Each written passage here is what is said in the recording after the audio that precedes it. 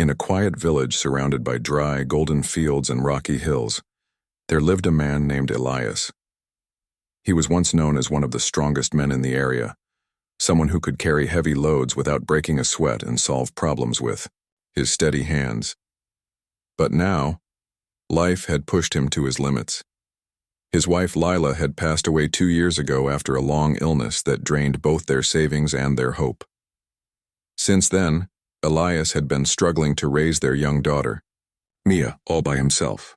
Every day felt like climbing a mountain with no peak in sight. Elias woke up early each morning before the sun even peeked over the horizon. The air was cool and crisp, but it did little to lift his heavy heart. His small house, made of mud, bricks and patched-up wood, stood at the edge of the village where no one bothered to visit unless they needed something. Inside, the room was dimly lit by the faint glow of an oil lamp. A single bed, a rickety table, and a few mismatched chairs were all that filled the space. On the floor near the window sat Mia, her curly hair tied back with a piece of string, playing quietly with a broken doll she had found somewhere. Every day, Elias worked tirelessly, fixing roofs for neighbors, hauling water from the well, or helping farmers with their crops. But no matter how hard he tried, the money he earned barely covered their basic needs. Debts piled up faster than he could pay them off, and the villagers began to avoid him, whispering behind his back about how unlucky he was. Some people pitied him. Others thought he brought his misfortune upon himself. Either way, Elias felt more alone than ever. One evening, as the sky turned shades of orange and purple, Elias returned home exhausted. His shoulders ached and his hands were raw from hours of labor. As he stepped inside, he saw Mia curled up on the floor, clutching her doll tightly. Her stomach growled softly, a reminder that they hadn't eaten much that day. Guilt washed over Elias like a wave. He promised himself he would find a way to make things better, but deep down, he wasn't sure if he believed his own promise anymore. Just as he was lighting the oil lamp, a knock came at the door. Startled, Elias frowned. No one visited him at this hour. Cautiously, he opened the door to find a stranger standing outside. The man was tall and lean, with sharp features and piercing eyes that seemed to look right through Elias. He wore a dark cloak that hid most of his body, and his boots were dusty, as though he'd traveled far. There was something unsettling about him, but Elias didn't say anything. Instead, he waited silently, his hand gripping the edge of the door. "I've heard about you," the stranger said in a low, smooth voice. "You're the man everyone talks about, the one who will do anything for a bit of coin." Elias stiffened. "Who are you?"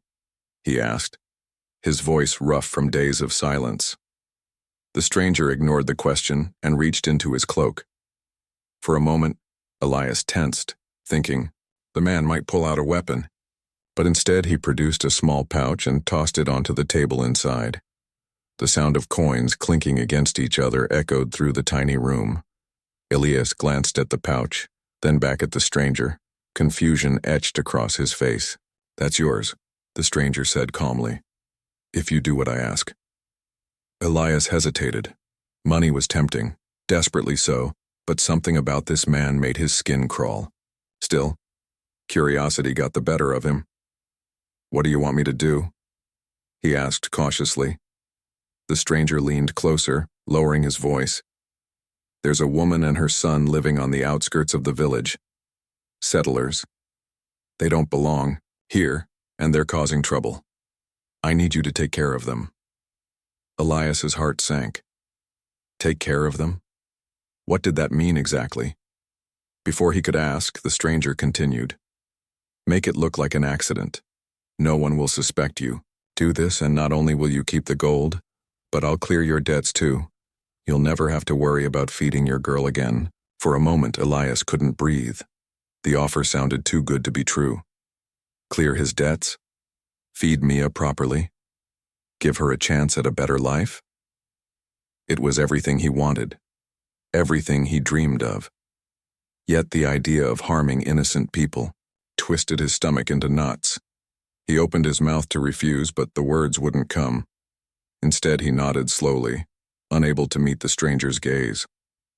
Satisfied, the stranger straightened up and turned to leave. "You have 3 days," he said over his shoulder. "Don't disappoint me." When the door closed, Elias slumped against the wall, his mind racing. The pouch of coins lay on the table, gleaming under the flickering light of the oil lamp. He stared at it, torn between desperation and morality. Could he really go through with this? Was he capable of taking a life or two for the sake of survival? That night, sleep eluded him. Every time he closed his eyes, he saw faces of the woman and her son he didn't even know. Who were they? What kind of lives did they lead? And why did someone want them dead? Questions swirled in his head, keeping him awake until dawn broke, painting the sky with pale light. The next morning, Elias decided to see for himself. If nothing else, he told himself, he needed to understand what he was dealing with. With a heavy heart, he set out toward the outskirts of the village, following directions the stranger had given him. The path was narrow and lined with wildflowers, their vibrant colors contrasting sharply with the gloominess weighing on Elias's soul. After walking for nearly an hour, he arrived at a modest wooden cabin nestled among the trees. Smoke curled lazily from the chimney, and the sound of laughter drifted through the open windows. Hesitating, Elias crouched behind a bush and peered inside. What he saw stopped him cold. A young woman, perhaps in her late 20s, stood by, the fireplace stirring a pot of stew. Her hair was tied back with a faded scarf, and her hands moved with practiced ease. Nearby, a boy no older than 8 played with wooden toys on the floor. His laughter was infectious, filling the small cabin with warmth and joy. Elias watched them for a long time, his chest tight with conflicting emotions.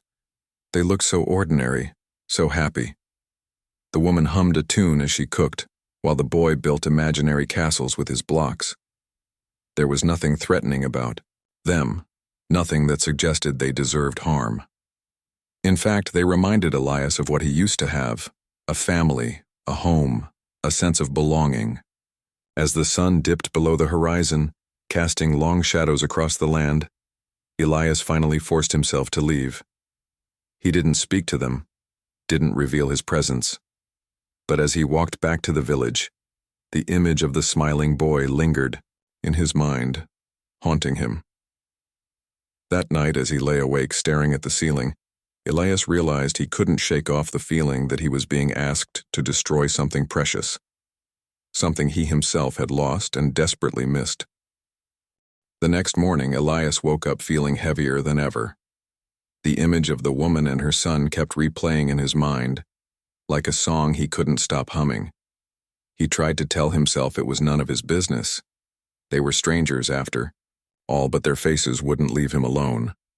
Every time he closed his eyes, he saw the boy's laughter and the way the woman moved around the cabin with quiet confidence. It wasn't fair. They hadn't done anything wrong. Why did someone want them gone?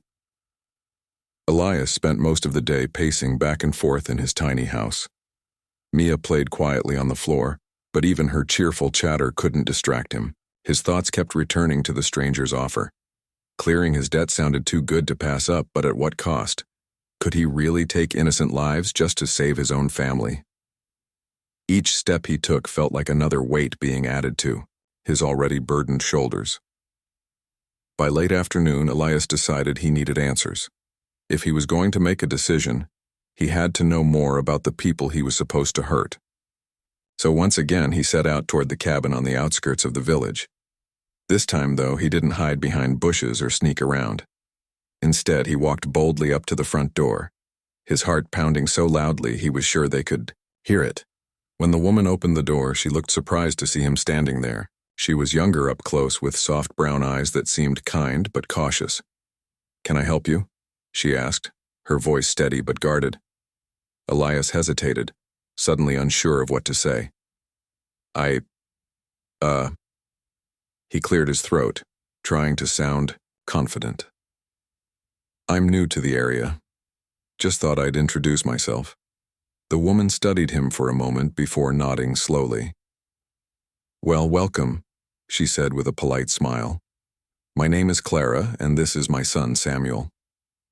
She turned, slightly, motioning to the boy who peeked out from behind her legs. He waved shyly, clutching a wooden toy horse in one hand. "I'm Elias," he replied, forcing a small smile. "Nice to meet you both." Clara invited him inside, offering him a cup of tea and a seat at the table. As they talked, Elias learned that Clara and Samuel had only recently moved to the area.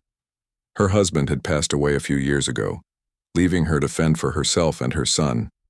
Determined to start fresh, she bought the small plot of land and built the cabin with the little money she had saved. Life wasn't easy, but Clara spoke about it with a determination that impressed Elias. She worked hard every day, growing vegetables in the garden and trading goods with nearby villagers. Samuel, on the other hand, seemed full of energy and curiosity. He showed Elias his collection of handmade toys, explaining how each one represented something: a horse for farming, a soldier for protection, and a bird for freedom. Despite the hardships they faced, the boy radiated joy, as if nothing could bring him down. Watching him, Elias felt a pang of sadness. Samuel reminded him so much of Mia when she was younger, before life became too heavy for either of them to carry. As the sun began to set, Elias knew he should leave, but he lingered, unwilling to break the spell of warmth and safety that filled the cabin. For the first time in years, he felt a sense of peace, even if it was borrowed. Before he left, Clara thanked him for stopping by and handed him a small loaf of bread wrapped in cloth. "For your journey home," she said kindly. "It's not much, but I hope it helps." That night, as Elias sat by the oil lamp eating the bread Clara had given him, he couldn't stop thinking about them. Everything about them, their kindness, their resilience, their simple happiness, made the task ahead seem impossible. How could he harm people who had done nothing but try to build a better life?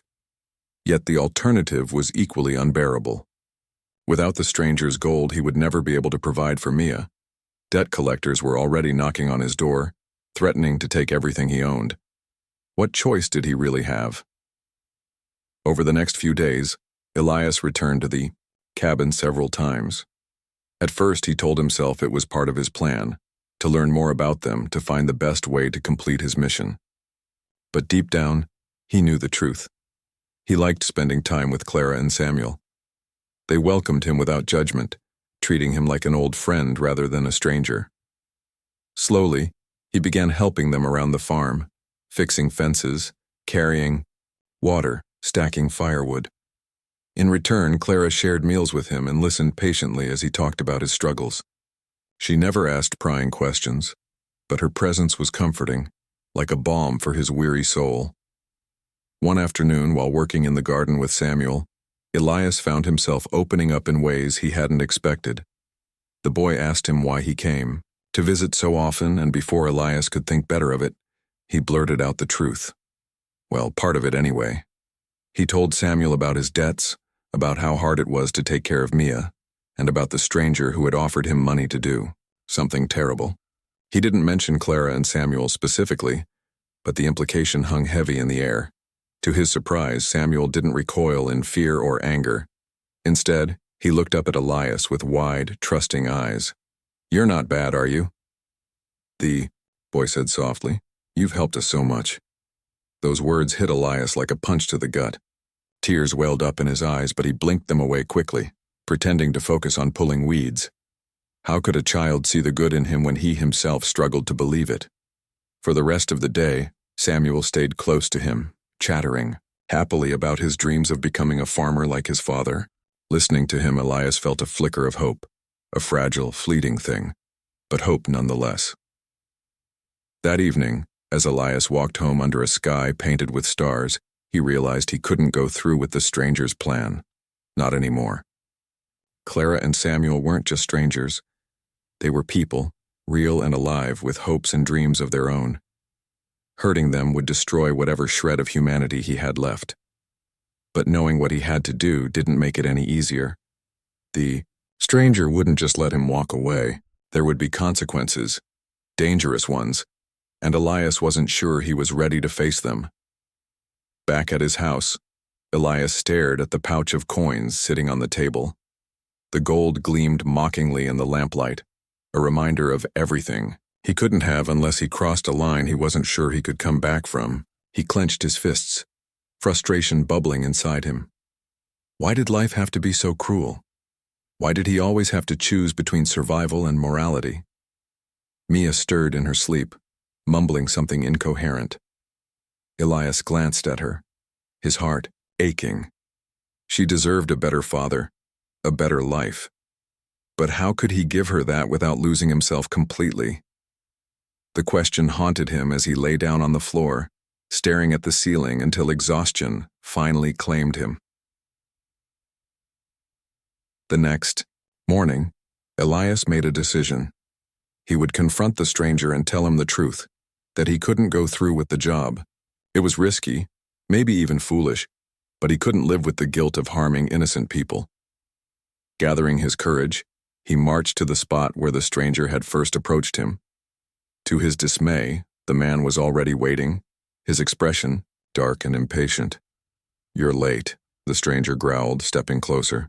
"I trust you've completed your task." Elias swallowed hard, his palms sweaty. "I can't do it," he said firmly, though his voice trembled slightly.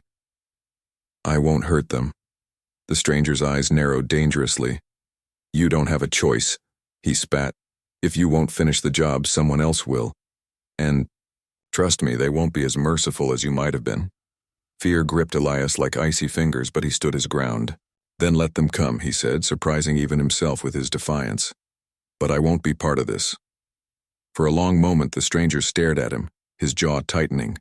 Then without another word, he turned and disappeared into the shadows, leaving Elias alone with his racing thoughts. Though relieved to have spoken his mind, Elias knew the danger wasn't over. The stranger's warning echoed in his ears. Someone else was coming, and soon. Elias stood frozen in the spot where the stranger had left him, his heart pounding like a drum. The man's words replayed over and over in his mind. "If you won't finish the job, someone else will." It wasn't just a threat, it was a promise. Elias knew the stranger meant every word. He could almost picture them now, faceless men on horseback, armed and ready to carry out the dark deed he had refused. Panic clawed at his chest as he realized Clara and Samuel were still in danger. His decision to back out hadn't saved them. It had only shifted the burden onto their shoulders. Without wasting another moment, Elias turned and ran toward the cabin. His feet pounded against the dirt path, kicking up clouds of dust with each step. Every second felt like an eternity, and his mind raced with worst-case scenarios. What if the men were already there? What if he arrived too late? The thought of finding Clara and Samuel hurt, or worse, was unbearable. He pushed himself harder, ignoring the burning in his legs and the stitch in his side. When he finally reached the cabin, relief washed over him. Everything seemed calm. Smoke curled lazily from the chimney, and the faint sound of laughter drifted through the open windows. For a brief moment, Elias allowed himself to breathe. They were safe, for now. But he knew better than to think they were truly out of danger. The stranger wouldn't wait long before sending others to do his dirty work. Elias didn't bother knocking this time. He burst through the door, startling Clara and Samuel, who were sitting at the table eating lunch. Bowls of stew sat half-eaten in front of them, and the boys' wooden toys were scattered across the floor. Clara looked up, her eyes wide with alarm. "Elias, what's wrong?" "We need to leave," he said quickly, his voice sharp with urgency. "Now." Clara frowned, setting her spoon down. "Leave? Why? What's going on?" "There's no time to explain," Elias insisted, glancing nervously out the window. "Please, trust me. You're in danger." Samuel clung to his mother's arm, his bright eyes filled with fear. "Danger? From what?"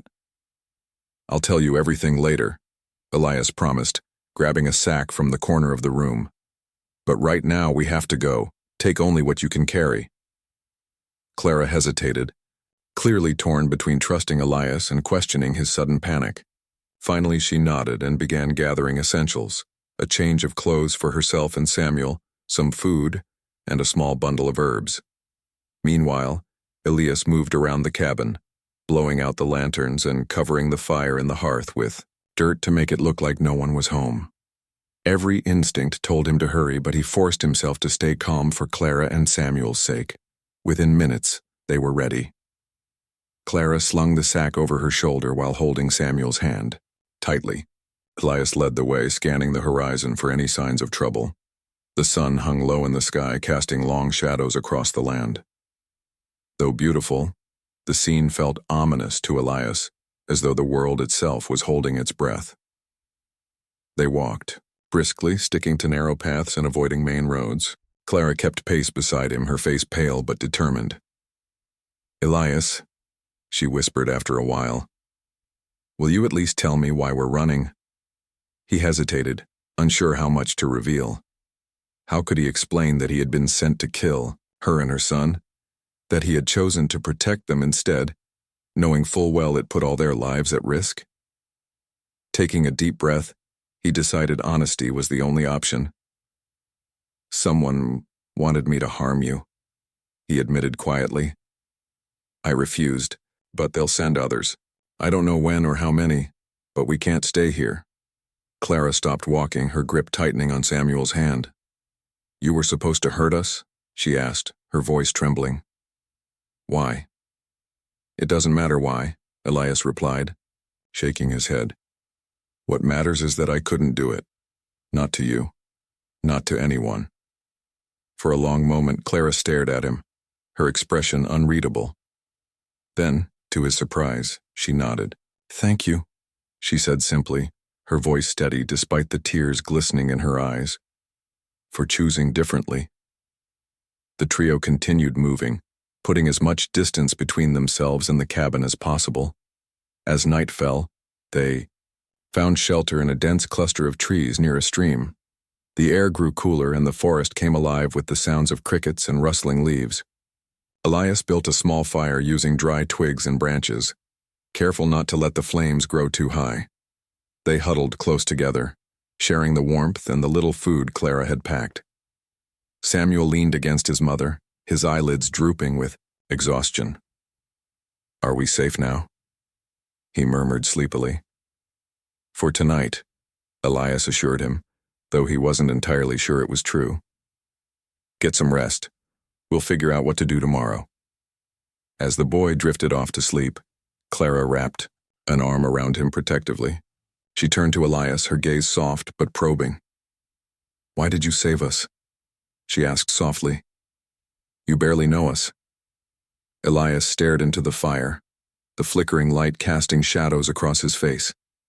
He thought about Mia, waiting for him back, in the village, about the debts he couldn't pay, about the life he had lost and the one he desperately wanted to rebuild. "Because I couldn't live with myself otherwise," he said finally. "I've made mistakes, so many mistakes. But letting something happen to you and Samuel, I wouldn't survive it." Clara didn't respond right away. Instead, she watched him silently, as if trying to see past the walls he had built around himself. After a while, she nodded. "You're a good man, Elias," she said firmly. "Don't forget that." Her words caught him off guard. No one had called him a good man in a very long time, not since Lila passed away. The weight of her kindness pressed against his chest, making it hard to breathe. He looked away, focusing on the fire instead. "Let's hope I'm strong enough to prove you right," he muttered. The hours dragged on, and Elias took turns keeping watch with Clara. Neither of them dared to sleep deeply, their ears tuned to every snap of a twig or rustle of leaves. Somewhere in the distance, the mournful howl of a wolf echoed through the forest, sending shivers down Elias's spine. He gripped a sturdy stick tightly, ready to defend them if needed. Despite the danger lurking in the shadows, he felt a strange sense of purpose. For the first time in years, he was fighting for something bigger than himself. By morning, the group was exhausted, but alive. They ate the last of the food Clara had brought and debated their next move.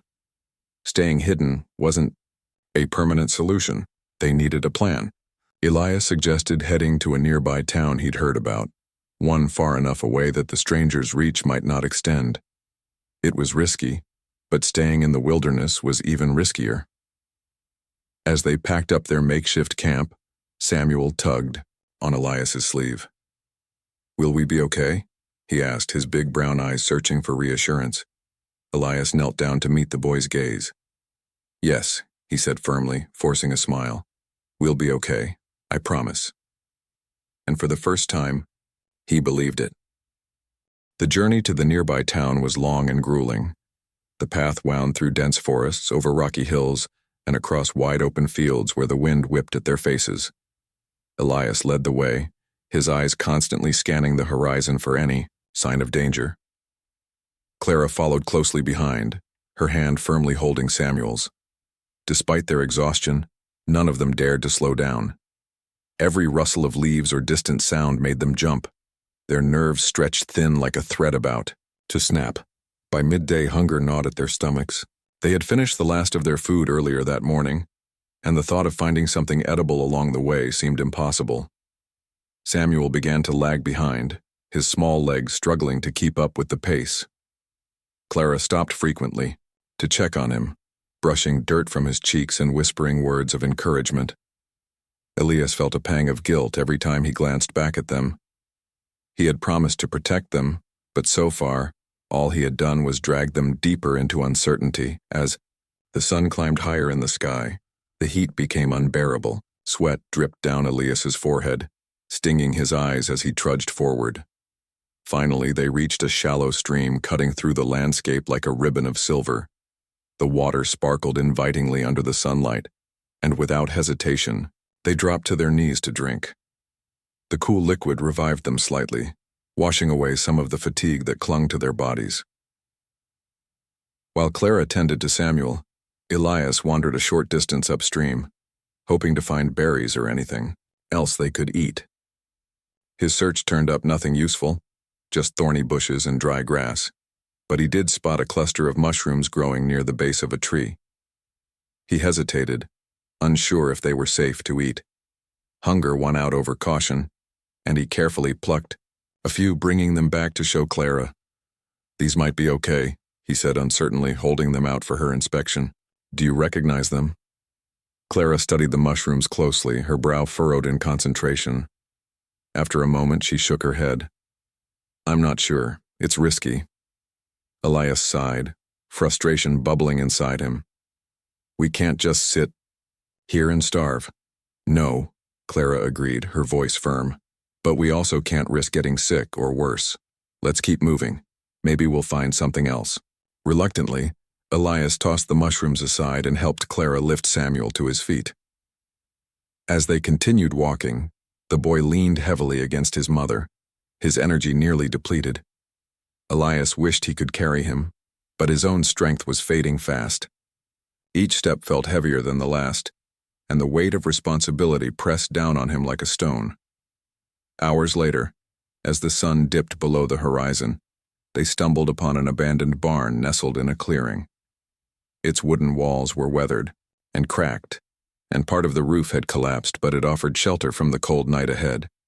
Grateful for even this small mercy, they slipped inside and settled into a corner far from the gaping holes in the structure. Using branches and scraps of fabric, Elias fashioned a makeshift barrier to block the wind.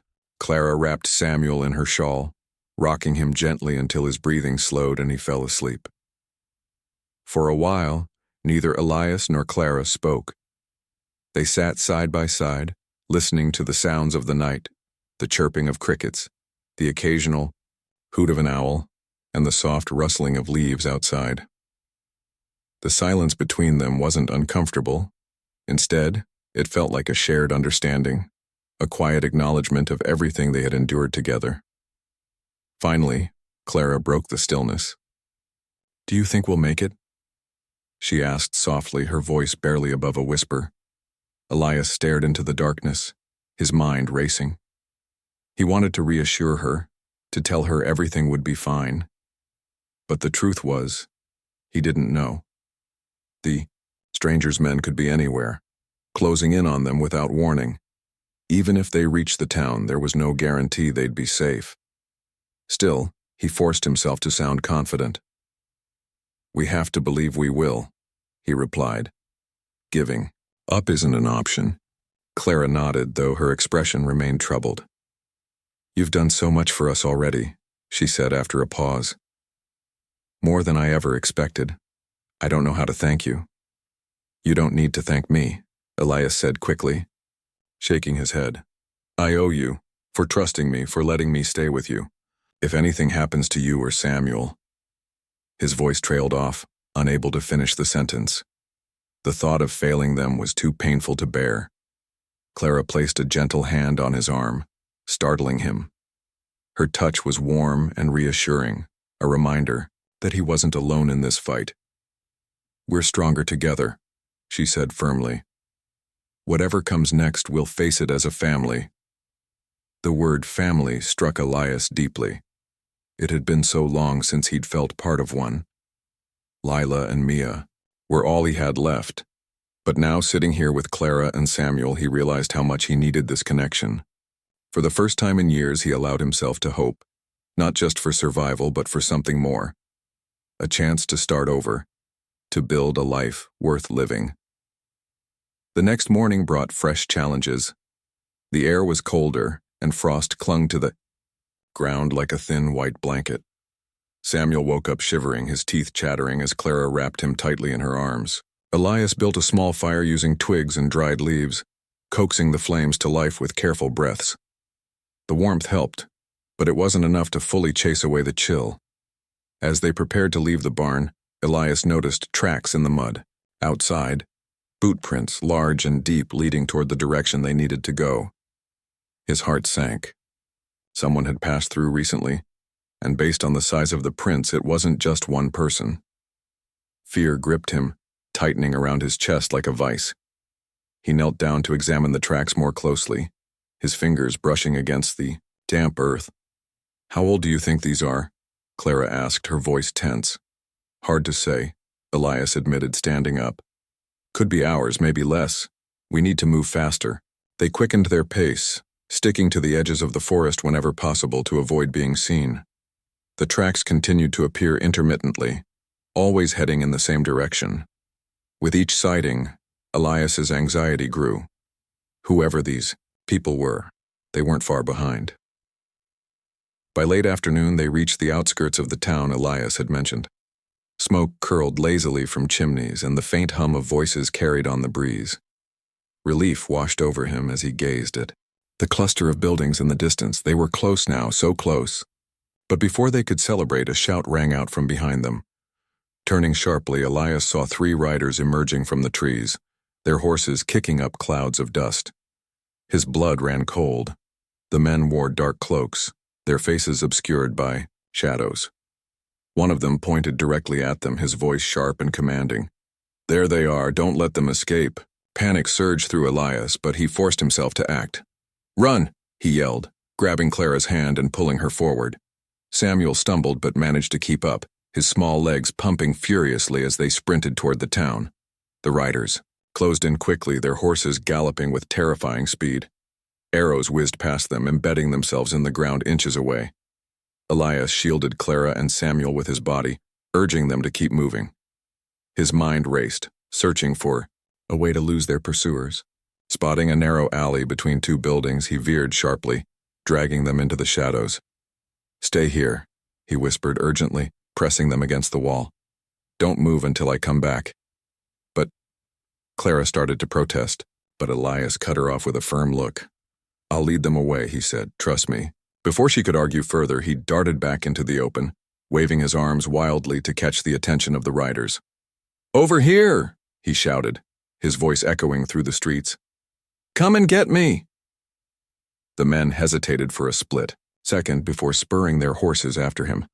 Elias took off running, weaving through the maze of alleys and buildings. His lungs burned, and his legs screamed in protest, but he pushed himself harder than ever before. Behind him, the sound of hooves thundered like rolling thunder, growing louder with each passing second. Just when it seemed like they would catch him, Elias spotted a stack of barrels blocking the street ahead. Without slowing down, he leaped onto them, using them as a makeshift ramp to vault over a fence. He landed hard on the other side, pain shooting through his ankle, but he ignored it and kept going. The riders cursed loudly as they tried to navigate the obstacle, buying him precious seconds. Finally, he doubled back toward the alley, where Clara and Samuel were hiding. To his immense relief, they were still there, huddled together and trembling, with fear. "Come on," he urged, helping Clara to her feet. "We need to find somewhere safe." Guided by desperation, they stumbled into the town square, where a group of villagers had gathered around a market stall. Seeing the commotion, several people turned to look at them, their expressions curious and concerned. One man, broad-shouldered and grizzled, stepped forward. "What's going on here?" he demanded. Elias didn't waste time explaining. "Those men are trying to kill us," he said bluntly, pointing toward the alley where the riders were regrouping. "Please help us." The man's eyes narrowed and he glanced at the others. Without another word, they formed a protective circle around Elias, Clara, and Samuel, brandishing pitchforks and clubs. When the riders appeared moments later, they were met with a wall of determined faces and weapons. "This is your only warning," the grizzled man growled. "Leave now or you'll regret it." For a moment, no one moved. Then, with a frustrated snarl, the leader of the riders signaled foe. The villagers didn't ask many questions.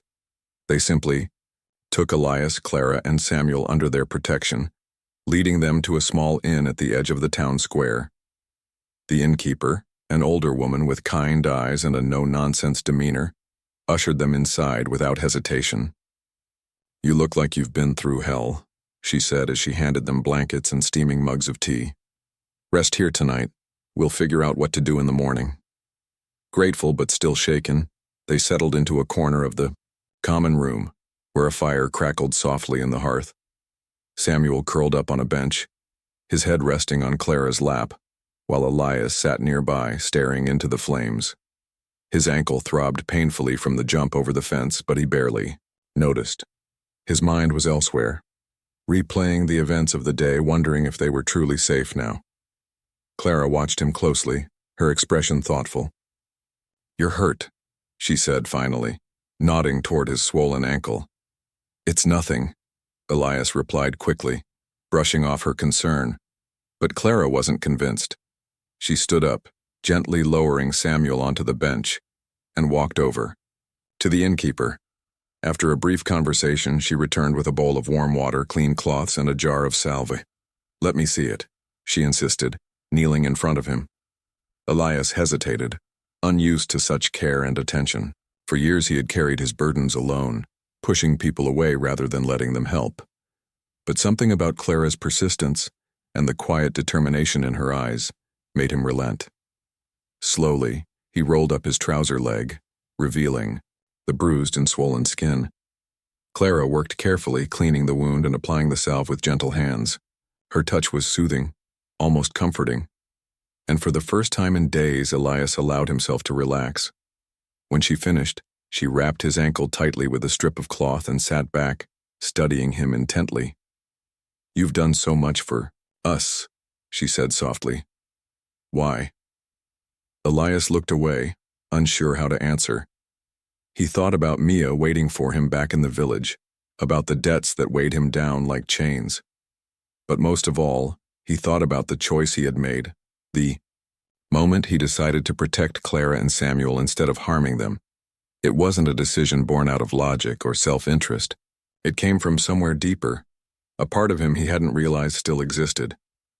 "I couldn't live with myself otherwise," he said finally, echoing the words he had spoken to her before. "Not anymore." Clara smiled faintly, her gaze softening. "You're a good man, Elias, don't forget that." Her words lingered in his mind long after she drifted off to sleep beside Samuel. He stayed awake, watching over them as the fire burned low and the inn grew quiet. Outside, the wind howled through the streets, rattling shutters and sending chills through the wooden walls. But inside, the air was warm and heavy with the promise of safety, for now at least. The next morning brought new challenges. Grizzled man who had helped drive off the riders introduced himself as Thomas, the unofficial leader of the town. He gathered everyone in the square, his face grim as he explained the situation. "Those men won't give up easily," he warned. "They'll be back, and when they come, we need to be ready." Elias listened silently, his jaw tightening. He knew Thomas was right. The stranger wouldn't stop until Clara and Samuel were dead, or worse. And though the town had offered them shelter, Elias couldn't shake the feeling that he was putting these people in danger by staying. "We can't stay here," he said, suddenly turning to Clara. "It's not fair to them." Clara frowned, shaking her head. "Where else would we go? Back into the wilderness alone?" "I don't know," Elias admitted, running a hand through his hair. "But I can't ask these people to risk their lives for us." Before Clara could respond, Thomas stepped forward, his voice firm. "This isn't your decision to make," he said. "We protect our own here. You're part of this town now, whether you like it or not." Elias opened his mouth to argue, but the resolve in Thomas's eyes stopped him. These people weren't afraid to fight, to stand together against whatever threat came their way. For the first time in years, Elias felt a flicker of hope. Not just for himself, but for Clara and Samuel too. Over the next few days, the townsfolk prepared for the inevitable confrontation. Men reinforced the gates and set traps along the roads leading into town. Women cooked meals and stitched extra clothing, ensuring everyone was ready for whatever lay ahead. Even Samuel pitched in, helping carry firewood and fetching tools for those working on the defenses. The boys' laughter echoed through the streets, a reminder of the life they were fighting to protect. Elias threw himself into the preparations, working tirelessly alongside the others. He helped build barricades, sharpen weapons, and patrol the perimeter at night. Each task gave him a sense of purpose, a way to channel the anger and fear that had consumed him for so long. Slowly, he began to feel like he belonged, not just to this place, but to the makeshift family he had found in Clara and Samuel. One evening, as they sat around a campfire outside the inn, Clara turned to Elias with a curious look. "Do you ever think about going back?" she asked quietly. "To my village?" Elias shook his head. "There's nothing left for me there, just debts and memories I'd rather forget." "And your daughter?" Clara pressed gently. "What will happen to her?" The question hit him like a punch to the gut. He hadn't allowed himself to think about Mia since leaving the village. Guilt gnawed at him, reminding him of the promises he had broken, the responsibilities he had abandoned. But what choice did he have? Going back meant putting Clara and Samuel in danger, and losing the fragile sense of peace he had found here. "I don't know," he admitted, his voice thick with emotion. "I want to bring her here to start over with her, but I don't even know if she's safe." Clara reached out, placing a reassuring hand on his arm. "We'll find a way," she said firmly. "Together." Her words brought tears to his eyes, though he blinked them away quickly. For the first time in years, he believed her. Days turned into weeks, and the threat of the riders loomed large over the town. Scouts reported seeing movement in the hills, dark shapes moving just out of sight. Everyone braced themselves for the attack, knowing it was only a matter of time. It finally came. It was chaos. The riders descended on the town at dawn, their horses galloping through the gates before anyone could raise the alarm. Shouts filled the air as villagers scrambled to defend themselves, wielding whatever weapons they could find. Arrows flew, swords clashed, and the sound of hooves echoed through the streets. Elias fought fiercely, his heart pounding as he shielded Clara and Samuel behind a barricade. Together with Thomas and a group of villagers, he pushed the attackers back, forcing them to retreat. By the time the dust settled, the town was battered but intact, and the riders were gone. Breathing heavily, Elias sank to his knees, exhaustion washing over him. Clara knelt beside him, her arms wrapped tightly around Samuel. Tears streamed down her face, but she was smiling, a mixture of relief and gratitude. "We did it," she whispered, her voice trembling. "We're safe." Elias nodded, pulling them both into a tight embrace. For the first time in years, he felt whole again, not because the danger was gone, but because he had found something worth fighting for. The aftermath of the attack left the town battered but resilient. Windows were shattered, fences broken, and the main gate hung crookedly on its hinges. Yet amidst the destruction there was a sense of triumph, a shared understanding that they had stood together and emerged victorious. The villagers worked tirelessly to repair the damage, their spirits lifted by the knowledge that they had protected what mattered most. Elias played a key role in the cleanup efforts, his strength and determination inspiring others to push through their fatigue. He helped rebuild the gate, hammering nails with steady hands while Samuel handed him tools with wide-eyed admiration. Clara joined the women preparing meals for everyone, her laughter mingling with theirs as they cooked over open fires. Despite the scars left behind by the battle, life in the town began to return to normal, or as close to normal as it could be. As the days passed, Elias found himself growing closer to Clara and Samuel. They weren't just people he had sworn to protect anymore. They had become his family. Every evening after the day's work was done, they gathered around a small fire outside the inn, sharing stories and laughter under the stars. Samuel often climbed onto Elias's lap, chattering excitedly about his dreams of becoming a farmer or a soldier, depending on which toy he was playing with at the time. Clara watched them with a soft smile, her eyes reflecting the warmth of the flames. One night, as they sat together in comfortable silence, Samuel suddenly looked up at Elias. "Can I call you father?" he asked innocently, his big brown eyes shining with hope. The question caught Elias off guard. His throat tightened, and for a moment, he couldn't speak. The word father carried so much weight, so many memories of loss and regret. He thought of Mia, waiting for him back in the village, and wondered if he deserved such a title when he hadn't been able to provide for his own daughter. But then he looked into Samuel's trusting face and saw something that melted his doubts. Love. "Yes," Elias said finally, his voice thick with emotion. "You can." Samuel beamed, throwing his arms around Elias's neck. "I always wanted a father," he whispered, his words muffled against Elias's shoulder. Clara reached out, squeezing Elias's hand gently. Her touch conveyed more than words ever could: gratitude, trust, and perhaps even something deeper. For the first time in years, Elias felt like he belonged somewhere, like he was exactly where he was meant to be. Despite the joy they shared, Elias couldn't shake the guilt gnawing at him. Mia was still out there, alone and vulnerable, while he built a new life for himself in this town.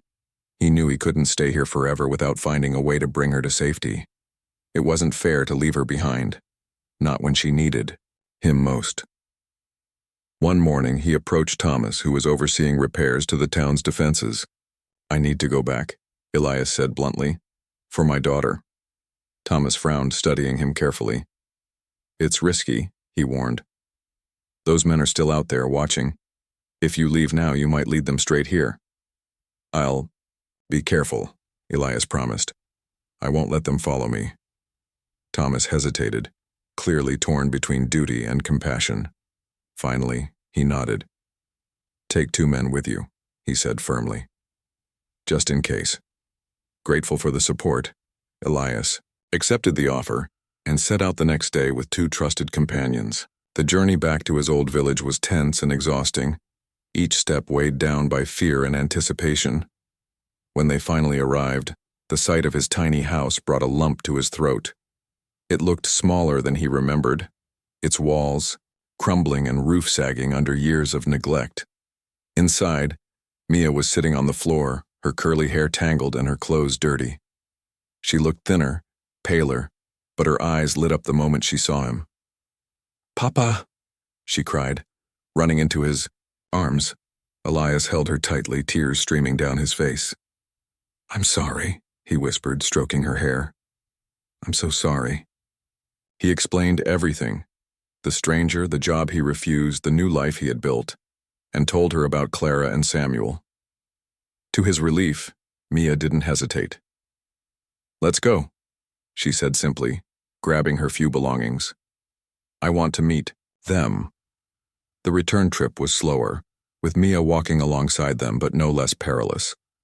They avoided main roads and stuck to hidden paths, keeping watch for any sign of danger. When they finally reached the town, the sight of the gates filled Elias with overwhelming relief. He knelt down, hugging Mia tightly. "We're home," he said softly. The townsfolk welcomed Mia with open arms, treating her like one of their own. Clara embraced her warmly, introducing herself and Samuel. "This is your brother now," she said with a smile, ruffling Samuel's hair. Mia giggled, already warming to the boy who eagerly showed her his collection of wooden toys. Life in the U.S. town settled into a rhythm of hard work and simple joys. Elias continued helping with repairs and patrols, ensuring the town remained safe from future threats.